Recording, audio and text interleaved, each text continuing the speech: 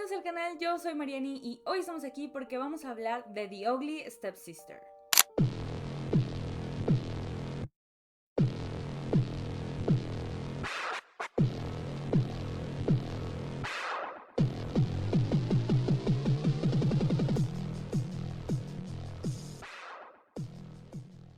Una película noruega estrenada este año 2025 que estoy segura que va a dar muchísimo de qué hablar. Hoy se trata de una reinterpretación del cuento de La Cenicienta, pero con una perspectiva totalmente oscura y retorcida. De hecho, es más parecida al cuento original de los hermanos Grimm que a la historia que contó Disney. Si pensaban que sabían cómo iba la historia de Cenicienta, prepárense porque, como digo, esto no es Disney.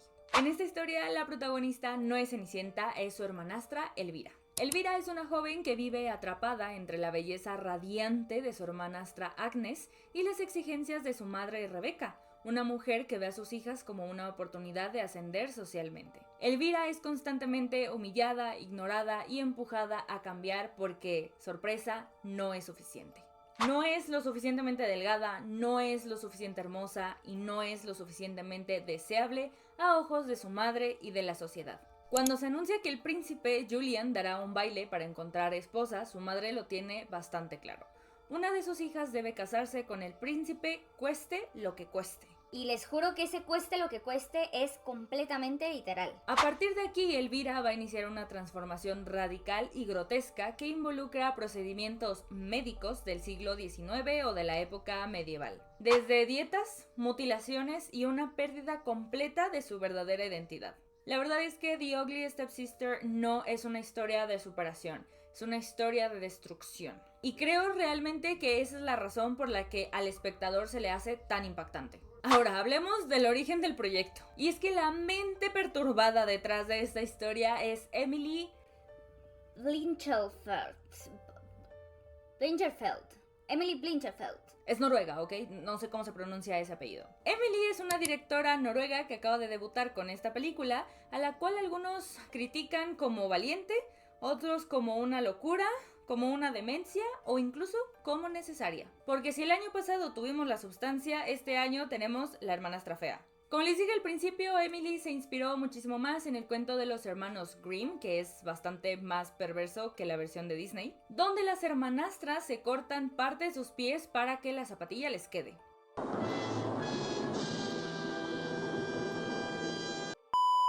Esta idea y esta imagen de hacer todo lo posible para encajar en los estándares de la sociedad y para lograr el objetivo, que era casarse con el príncipe, pues fue bastante olvidada en la versión de Disney por muchos años, pero en este punto creo que es una crítica bastante fuerte para los estándares de belleza. Y es que según la propia directora, la película busca mostrar hasta dónde estamos dispuestos a llegar por encajar en la sociedad, por gustarle a la gente o incluso por ser amados. ¿Cuánta de nuestra esencia tenemos que sacrificar para lograr un ideal ajeno que seguramente sea imposible de alcanzar? Como dije, lo interesante aquí es el enfoque y el giro total que tiene al clásico que seguro todos recordamos. La protagonista en los clásicos de Disney sufre, pero es recompensada porque es buena y porque tiene virtudes y porque es bondadosa. Sin embargo, aquí sufre, y vaya que sufren, pero no es recompensada. Porque en el mundo de la película, la belleza no es un sinónimo de bondad ni de justicia, es un sinónimo de trampa. Y de sufrimiento también. Esta es una reinterpretación feminista, incómoda y bastante grotesca, que le da la vuelta a la narrativa de que el amor o el estatus o incluso el éxito se ganan a través de la belleza. En cambio muestra cómo es que esos ideales destruyen a quienes intentan alcanzarlos a toda costa. Es una Cenicienta sin hada madrina, sin magia y sin final feliz. Hablemos un poquito de los personajes más importantes, o al menos de los que más han dado de qué hablar, o sea, Elvira y Agnes. Agnes es la Cenicienta, obviamente, y Elvira es la hermanastra. Cuando conocemos a Elvira por primera vez, va de camino, junto con su hermana y su madre, a la casa de Otto, el padre de Agnes, puesto que se van a casar. En este punto vemos cómo Elvira va leyendo un poemario acerca de príncipes, de amor, de ilusiones y todo esto que pues la mayoría de las chicas a esa edad quieren. Ella está idealizando un tipo de príncipe de esos que te vende, por ejemplo, Disney, que a la primera vez que se ven se enamoran, se casan y son felices para siempre. Y como digo, como va pasando la historia y ella se va deshumanizando y lucha tanto por cambiar, pues la Elvira que tenemos al final es muy diferente. Es una Elvira completamente demencial, está completamente rota y destruida. Y aquella fantasía simplemente quedó en una mera obsesión. Y ahora voy con Agnes porque he visto que en redes sociales, específicamente en TikTok, muchos la están poniendo como la mala, cuando en realidad solo quiere sobrevivir. Agnes es una sobreviviente. Cuando Otto muere y se descubre que tiene una pequeña aventura con el mozo del establo, es cuando la madrastra la pone como Cenicienta, la pone a hacer los deberes de la casa. Por lo que a simple vista la única solución para salir de ese lugar horriblemente tóxico y feo que creó la madrastra para ella es casarse con el príncipe. Tampoco diría yo que consigue el final feliz, porque por lo que vemos el príncipe tampoco es muy bueno y tiene sus problemas y sus amigos son horribles y su entorno es detestable, así que yo tampoco veo un futuro muy feliz para Agnes.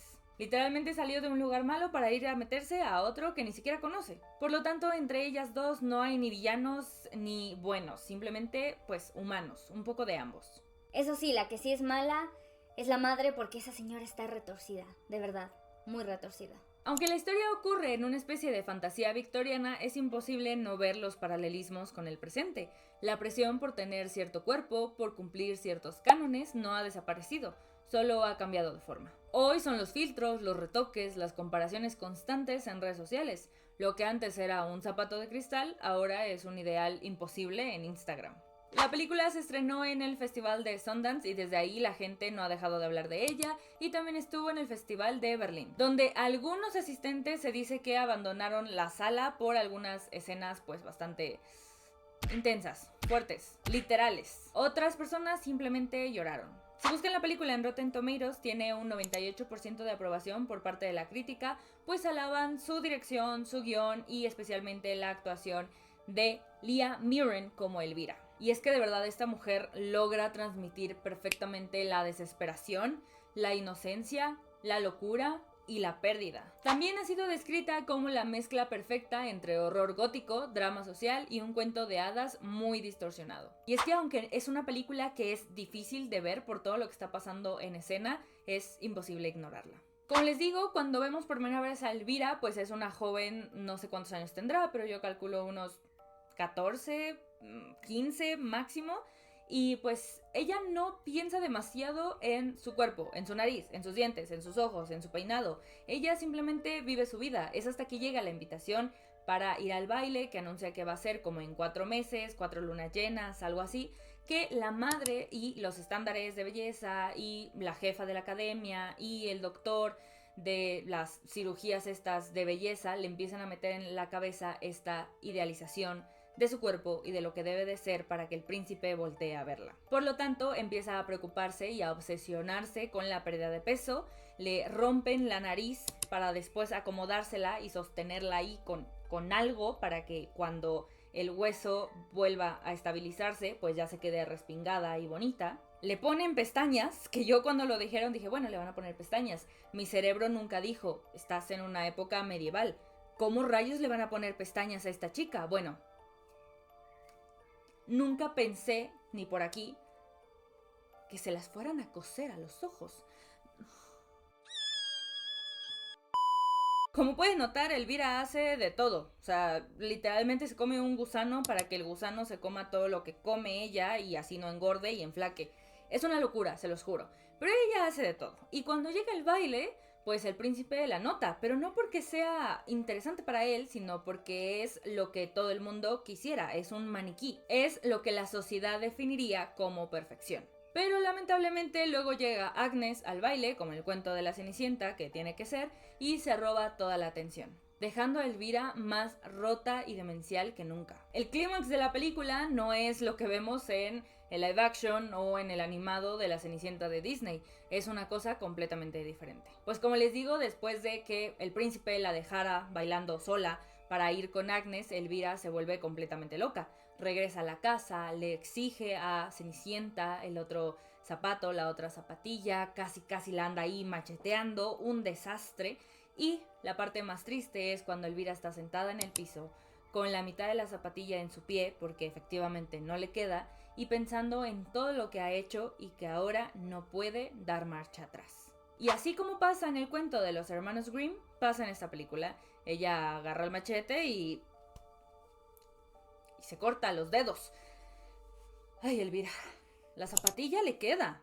Al final le va a entrar, pero es que esto no es suficiente. No es lo que ella necesitaba hacer. Por lo que al siguiente día, cuando la caravana con el príncipe llegan y tocan a la puerta, ella hace todo lo posible para bajar, para levantarse, pero es que simplemente no puede. Se cae por las escaleras, se pega por todos lados, se rompe un diente, o sea, está en el punto más bajo. Solamente para quedar al lado de la puerta principal de la casa y ver cómo Agnes sale y el príncipe la recibe, sabiendo que es la chica de la que se enamoró o obsesionó el día de ayer en el baile. Elvira se da cuenta de que no ha ganado. Ha perdido todo lo que era. Sí, es una película que probablemente va a llamar mucho la atención por el body horror que tiene, por todo lo gore y lo gráfica que puede llegar a ser y por la incomodidad que sientes al ver todo esto.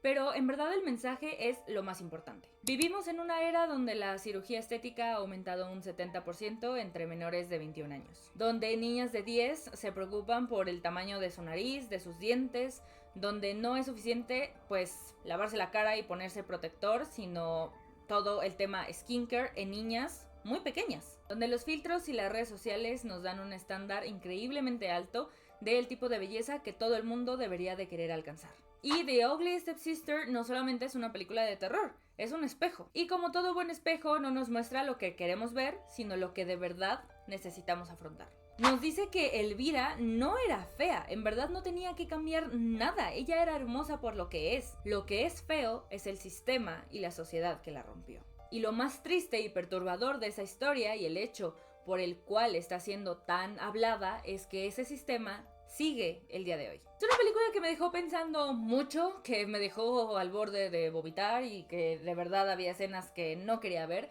pero siento que es súper necesaria. Si ustedes ya vieron algo de esta película en redes sociales, díganme en comentarios qué piensan. Si la estrenaran en cines, ¿la irían a ver? Díganme todo en comentarios, saben que me encanta leerlos. Recuerden suscribirse al canal, activar la campanita para que YouTube les notifique cuando subo un video, cuando estoy en directo, darle like, compartirlo. Y recuerden que no todos los cuentos de hadas tienen un final feliz.